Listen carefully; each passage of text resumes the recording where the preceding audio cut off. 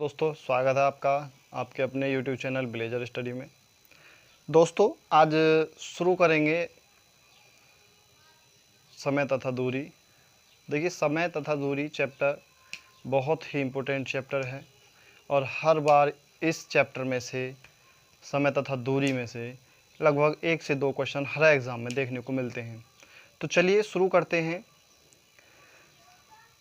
समय तथा दूरी का। समय तथा दूरी भाग एक है।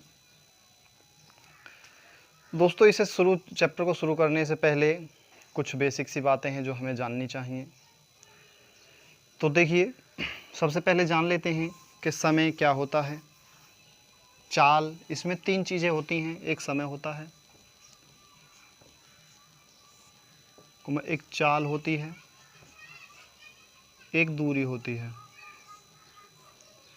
समय क्या होता है, इसमें समय का क्या रोल होता है। एक दूरी होती है, ये तीनों आपस में एक दूसरे के बिना नहीं हो सकते। जैसे कोई दूरी होगी, हमने मान लिया यहाँ बिंदु से ए से और यहाँ बिंदु बी तक जो दूरी है वो 50 किलोमीटर की है, हमने मान लिया। तो उस दूरी को तय करने में कुछ समय भी लगेगा। अब समय क्या लगेगा वो करता है हमारी चाल पर निर्भर। तो ये समय, दूरी और चाल एक दूसरे से बिल्कुल जुड़े हुए हैं। एक अगर समय नहीं है तो हमें नहीं पता पड़ेगी अगर के चाल क्या है, दूरी क्या है। इसलिए ये एक दूसरे से तीनों ही जुड़े हुए हैं। इनका एक छोटा सा सूत्र भी है। चाल बराबर होता है, जो चाल बराबर स्पीड बराबर होता है दूरी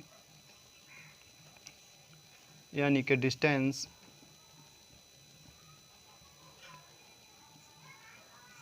चाल बराबर दूरी बटे समय यानी कि टाइम। देखिए दोस्तों ये पूरा चैप्टर सिर्फ इसी सूत्र पे है, ये हमें याद करना होगा। चाल बराबर होता है दूरी बटे समय, ये सूत्र हमें याद करना होगा। इसी के आधार पर जो पूरा चैप्टर है समय दूरी केवल इसी के आधार पर होगा। तो देखिए जैसे यहाँ पर 50 किलोमीटर की दूरी है। अगर 50 किलोमीटर की दूरी है और वो कह रहा है जी 60 किलोमीटर प्रति घंटा की चाल दे दी। अब यहाँ पे देखिए चाल हमें 60 बता दिया कि 60 चाल जो है वो 60 किलोमीटर प्रति घंटे की है। तो समय कितना लगेगा आप घर बैठे भी निकाल सकते हैं। वह बता सकता है कि मैं इतने समय में पहुंच जाऊंगा। जैसे ये दे दिया, समय दे दिया और स्पीड दे दी, यानी चाल है 60 किलोमीटर प्रति घंटे की बराबर, और दूरी है 50 किलोमीटर की, और समय पूछ रहा है समय कितना लगेगा। समय पूछ रहा है समय कितना लगेगा। तो समय ये अब इसे मान लेंगे यहाँ पे 1 इसके बटे में, क्योंकि इसके बटे में कुछ नहीं है। तो ये हो जाएगा हमारा 60 बटे 1 बराबर 50 बटे टी। टी टाइम को लिख दिया है मैंने, समय को लिख दिया है टी। अब देखिए इसकी इसमें करेंगे, कैंची वाली गुणा इसकी इसमें। तो टी की हो जाएगी 60 में, तो 60 गुणा टी हो जाएगा बराबर, यहाँ 1 की गुणा 50 में करेंगे तो 1 गुणा 50 हो जाएगा। अब देखिए इसे सॉल्व करेंगे, 1 की गुणा इतनी हो जाएगा। अब ये जो है हमारा 60 गुणा टी बराबर 50 हो गया। अब ये 60 इधर गुणा में है, इधर भाग में चला जाएगा, तो टी बराबर हो जाएगा 50 बटे 60, 0 से 0 बराबर 5 बटे 6 घंटे। ये घंटे में आया क्योंकि ये किलोमीटर में है, तो ये घंटे में आया है। ये घंटे में आया है। अगर हम इसे मिनट में, क्योंकि एक घंटे से कम का समय, अगर हम इसे मिनट में बदलेंगे तो 5 बटे 6 गुणा 1 घंटे में होती हैं 60 मिनट, तो 60 से कर देंगे गुणा, 6 कम 6, 0 5 50, यानी 50 मिनट में वह इस दूरी को तय कर लेगा। उसने समय दे दिया भाई 50 मिनट, मेरी एग्जैक्ट जो टाइम है 50 मिनट बाद मैं पहुंच जाऊंगा। उसी आधार पे देखिए हम समय भी निकाल सकते हैं। 2 दे देगा, अगर आपको सिर्फ 2 देगा, समय देगा, चाल दे देगा, दूरी पूछ लेगा, दूरी दे देगा, समय दे देगा, चाल पूछ लेगा, और चाल दे देगा और दूरी दे देगा और वो पूछ लेगा। तो देखिए इसमें से 3 सूत्र बनते हैं हमारे बेसिक से। एक तो चाल बराबर दूरी बटे समय हो गया। अब पूछ लेगा समय को, भाई समय कितना है, तो समय बराबर क्या होगा, समय की गुणा यहाँ हो जाएगी चाल में, और चाल आ जाएगी हमारी नीचे। तो समय बराबर हो जाएगा हमारा, समय बराबर हो जाएगा दूरी बटे चाल, दूरी बटे चाल हो जाएगा। समय चाल का आ गया, समय का आ गया। अगर दूरी पूछ ले, दूरी पूछेगा तो दूरी बराबर होता है, ये दूरी हमारी इधर आ जाएगी और ये समय के बाद गुणा में पहुंच जाएगी। तो ये दूरी बराबर होता है चाल गुणा समय, क्योंकि ये समय नीचे बटे में है, इधर जाके गुणा में हो जाएगा। तो दूरी बराबर चाल गुणा समय। ये केवल 3 ही सूत्र हैं जो मोस्ट इम्पोर्टेंट हैं, जो एक ही सूत्र से बने हैं। एक तो हो गए चाल, दूरी और समय वाले। अब दोस्तों कुछ और क्वेश्चन हैं, कुछ एक ये तो हमारे हो गए बहुत इम्पोर्टेंट वाले जो बेसिक से हमें जानना चाहिए। अब देखिए दोस्तों, इनमें एक बात और ध्यान देते हैं कि किलोमीटर में पूछा है तो किलोमीटर में तो लिख लेंगे, अगर मीटर प्रति सेकंड में पूछेगा तो कैसे लिखेंगे। देखिए आप कोई दूरी चल रहे हैं 5 किलोमीटर, 10 किलोमीटर या 1 किलोमीटर, तो जो हमारा होता है वो किलोमीटर प्रति घंटे होता है। हम जो लिखते हैं किलोमीटर प्रति घंटे लिखते हैं। किलोमीटर यानी कि किलोमीटर का मतलब होता है 1 किलोमीटर में होते हैं 1000 मीटर। आप जानते ही होंगे 1 किलोमीटर में होते हैं 1000 मीटर, और ये बटे का चिन्ह बटे का लगा देंगे। और घंटा होता है, घंटे में होती हैं 60 मिनट। और मीटर प्रति सेकंड में पूछा है तो ये हो गई 60 मिनट 1 घंटे में, और 1 मिनट में होती हैं 60 सेकंड। तो इससे कर देंगे और गुणा। अब देखिए 2 जीरो से 2 जीरो काट लेंगे, बराबर बचेगा हमारा 10 बटे 6 छंग 36, और बराबर 5 से इसे काटेंगे 2 से तो 5 आएगा ऊपर, और यहाँ हो जाएगा 18 दूनी 36, यानी कि 5 बटे 18। ये हो जाएगा मीटर प्रति सेकंड। देखिए दोस्तों, अगर किलोमीटर को किलोमीटर दे दे और हमसे पूछे कि मीटर प्रति सेकंड में बदलो, तो हम किलोमीटर में जो दिया हुआ है उसे 5 बटे 18 से गुणा कर देते हैं, तो वो हमारी वैल्यू मीटर प्रति सेकंड में निकल आएगी। अब इसी आधार पे अगर वो मीटर प्रति सेकंड में दे दे और किलोमीटर में बदलना है, तो उसमें इसका ठीक उल्टा कर देंगे, यानी 18 बटे 5 से गुणा करने पर किलोमीटर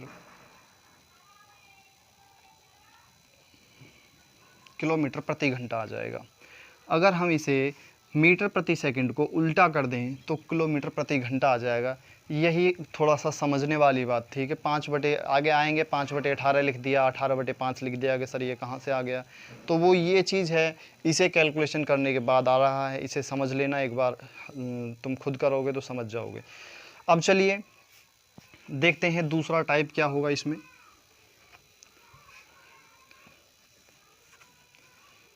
इसमें एक दूसरा टाइप, दूसरा दे देगा एक औसत चाल। औसत चाल क्या होती है?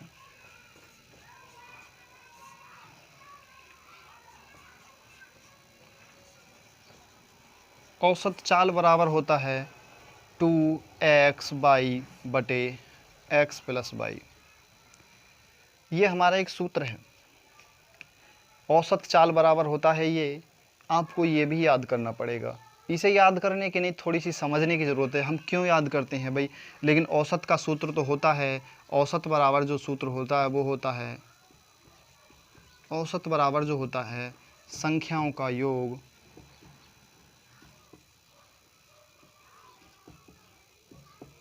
योग बटे संख्याओं की संख्या।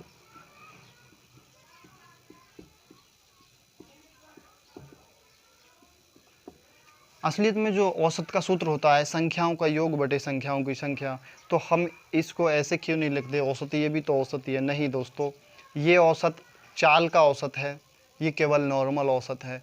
अब आपको मैं इसे जो है इनमें और इसमें अंतर बताता हूँ।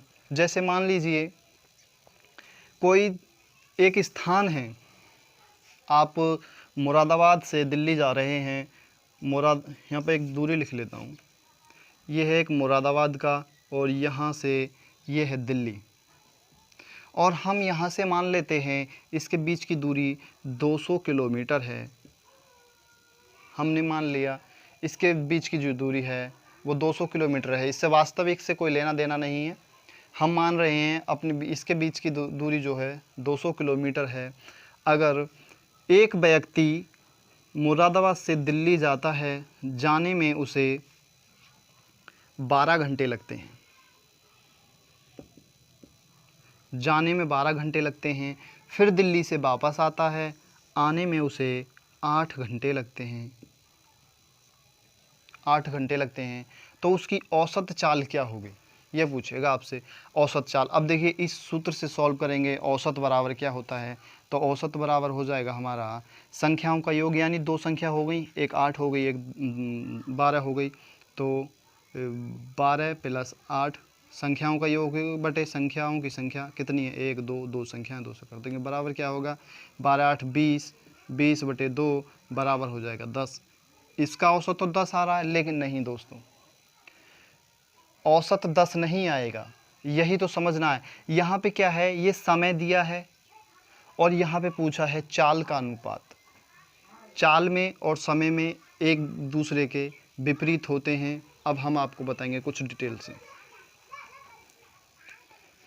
जैसे ये एक स्थान है और ये हमने मुरादाबाद माना था और ये दिल्ली 200 किलोमीटर माना था, और इधर से जा रहा है दिल्ली के लिए 12 घंटे में, और उधर से आ रहा है दिल्ली से 8 घंटे में। अब देखिए दोस्तों, चाल बराबर होता है हमारा सूत्र वही दूरी बटे समय। अब 200 किलोमीटर के देखिए चाल, सूत्र लिख लेता हूँ, चाल बराबर दूरी बटे समय। अब क्या है, चाल हमारे पास नहीं है, चाल हमें निकालनी है क्योंकि चाल का पूछा है। दूरी है 200 किलोमीटर की, बटे क्योंकि चाल निकालना है, और समय है हमारे पास 12 घंटे। काटेंगे 12 एकम 12 और 8 बचा 12 छंग 72, नहीं देखिए इसे 4 से काट लें, 4 तिया 12 और 50 चौक 20 बराबर 50 बटे 3 हो गया। जो उसकी पहली जो चाल है वो पहली चाल, फर्स्ट चाल हो गई उसकी, इतनी स्पीड से गया, वो 50 बटे 3 की स्पीड से गया। फिर क्या हुआ, वापस आया, 8 घंटे में वापस आ गया। फिर क्या हुआ, हम यही सूत्र इस्तेमाल करेंगे, 200 बटे 8, क्योंकि दूरी हो गई 200, घंटे हो गए 8, समय यानी 8 हो गया, दूरी हो गई 200, काट लेंगे 8 से कटेगा, 8 दूनी 16 हो गया और 8 पंजे 40, यानी 25 जो चाल है वो चाल बराबर ये होगा 25, ये हो गई उसकी सेकंड चाल। इस चाल से गया था, इस चाल से वापस आया, यानी कि सीधी सी बात है भाई, इधर से गया तो 12 घंटे लगे थे तो समय उससे ज़्यादा, स्पीड उसकी कम होगी। उधर से आया 8 घंटे में तो उसकी स्पीड बढ़ गई तो समय कम लगा। तो यहाँ पे जो हो गया हमारा, इन दोनों का जो औसत निकलेगा अब चाल का, वो निकाल लेते हैं। देखिए इन्हें दोनों को जोड़ लेंगे, जो टोटल समय लगा उसका 50 बटे 3 प्लस 25, हम इन दोनों को जोड़ लिया क्योंकि फर्स्ट चाल और सेकंड चाल, टोटल समय आ जाएगा उसका, इसकी गुणा के 50 प्लस 75 बटे 3 हो गया बराबर 125 बटे 3 आ गया। ये उसका टोटल समय लगा, सॉरी ये उसकी टोटल चाल हो गई, जो उसकी चाल थी टोटल आने जाने में लगी। अब देखिए दोस्तों, ये तो उसकी टोटल चाल हो गई, अब टोटल दूरी मान लेते हैं भाई, 200 इधर से गया, 200 उधर से आया तो 400 हो गई चाल, दूरी हो गई 400। तो अब देखिए चाल बराबर दूरी बटे समय। अब देखिए चाल कितनी हो गई उसकी, चाल हो गई 25, 125 बटे 3 बराबर दूरी हो गई 400।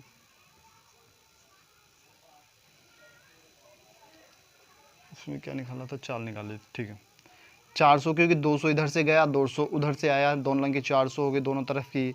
और हमें निकालना है समय, समय कितना लगा भाई, उसका टाइम निकालना है।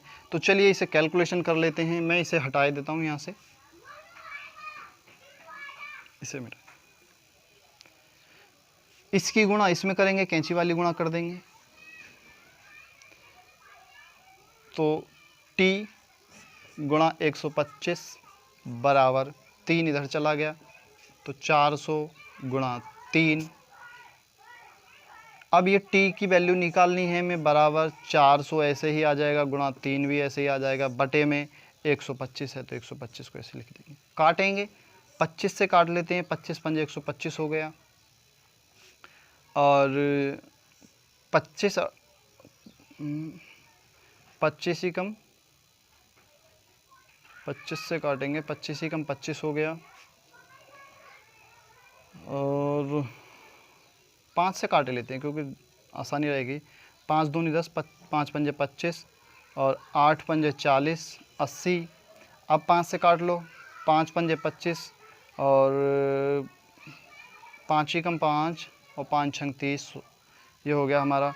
यानी t बराबर आ गया 16 गुणा 3 बटे 5 बराबर क्या हो गया, 16 दूनी 32, 16 तिया 48, 48 बटे 5। अगर हम इसको भाग करेंगे तो 9.6, ये हमारा आंसर आ जाएगा। जो हमारी औसत चाल हुई वो निकल के आएगा। अब देखिए दोस्तों, हमने ये सूत्र क्यों लिखा था। अब इतनी कैलकुलेशन करने के बाद जो आया है हमारा ये आया है।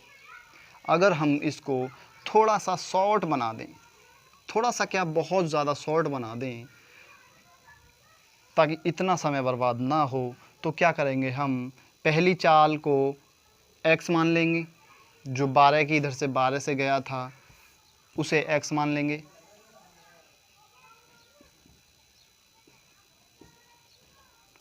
बारह से गया और 8 से वापस आया, ठीक है। तो पहली चाल इसे x मान लो, इसे y मान लो, ठीक है, क्योंकि x इस वजह से मानेंगे क्योंकि ये बड़ी संख्या है। कोई बात नहीं, x y कोई सा भी मान सकते हो, इनमें से 2 चालें हैं। तो अब इस सूत्र को लिख लें, औसत चाल बराबर क्या होता है, अभी 2 ऐसे लिख लिया, x के स्थान पर हमने 12 रख दिया, गुणा 12 हो गया, गुणा y के स्थान पे 8 रख दिया, बटे x के स्थान पे 12 रख दिया, प्लस y के स्थान पे हमने 8 रख दिया, सीधा सा आ गया, बराबर। अब देखिए इन्हें काट लेते हैं, तो 2 गुणा 12 गुणा 8 बटे 20, काटेंगे 2 से कटेगा 10 हो गया, बराबर जो आया 12 अट्ठे 96 बटे 10 आ गया, बराबर 1 पॉइंट के बाद 0 लगा लेंगे तो 9.6। हमारा सीधा सा यहाँ भी यही आंसर आ गया और यहाँ भी यही आया है। हमें इस मेथड को अपनाने की ज़रूरत नहीं है, ये तो मैंने तुम्हें बेसिक आया क्यों है कैसे आता है ये बताया गया है। इस मेथड को कभी मत आजमाना क्योंकि इसमें टाइम बहुत बर्बाद हो जाएगा। आप सीधा इसे लिख लेना। इसके कुछ और आगे भी क्वेश्चन मिलेंगे, आना जाना वाले कुछ आगे वाले। चलिए ये दूसरा मेथड हो गया, दूसरे टाइप के क्वेश्चन हो गए। अब तीसरा टाइप और बता देते हैं आपको, अनुपात वाला। देखिए दोस्तों क्या है, 2 गाड़ियां हो सकती हैं, कोई भी हो सकता है, आ रहा है जा रहा है, और जो समय लग रहा है उसका सीधा सीधा ये मान लीजिए, अगर उसने ए है और बी है, ए बी की चालों का अनुपात दे दिया उसने 10:15 दे दिया, कुछ भी दे सकता है, A to Z कुछ भी दे सकता है, कुछ भी, इससे घबराने वाली बात नहीं है। अगर 2 का दिया है, ये दे देगा उसके चालों का अनुपात,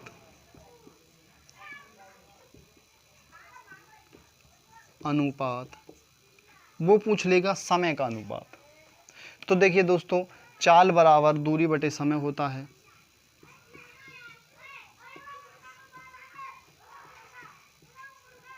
चाल बराबर दूरी बटे समय होता है, यानी कि समय और दूरी एक दूसरे के विपरीत होते हैं। ये एक दूसरे को हमेशा काटते रहते हैं, चाल और दूरी और समय। ये चाल का अनुपात दे दिया।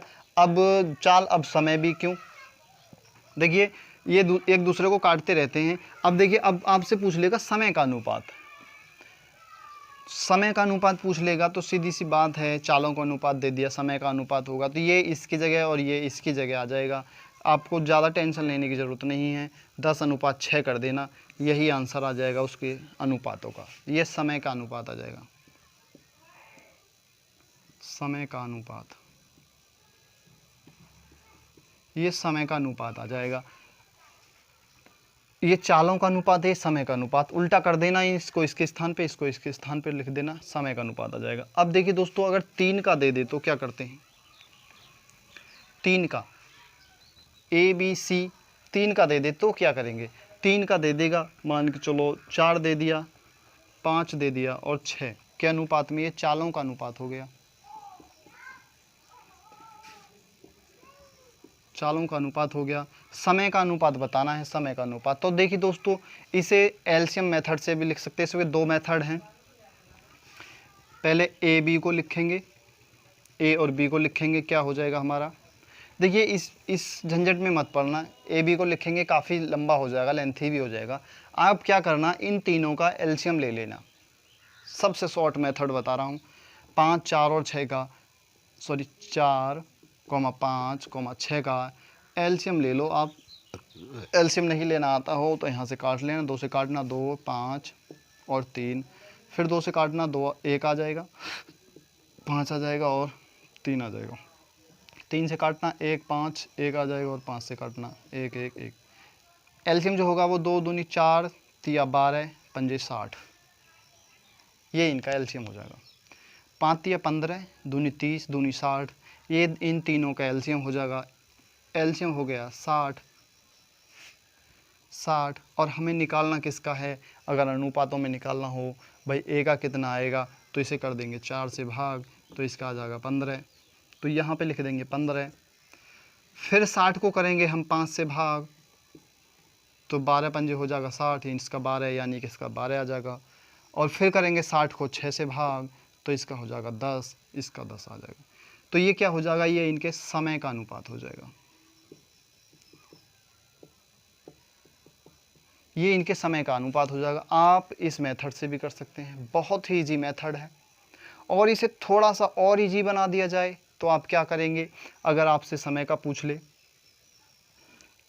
आप अगर इसमें पूछ ले थोड़ा सा इजी और बनाने के लिए, देखिए एलसीएम तो आपको लेना ही पड़ेगा, लेकिन बेहतर होगा आप इसी आधार पे ले लें।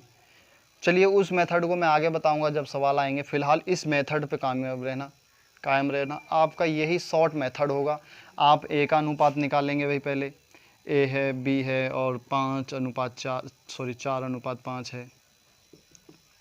फिर बी सी का निकालेंगे, फिर ए बी में रखेंगे, तो बहुत लंबा पड़ जाएगा ये तो मेथड।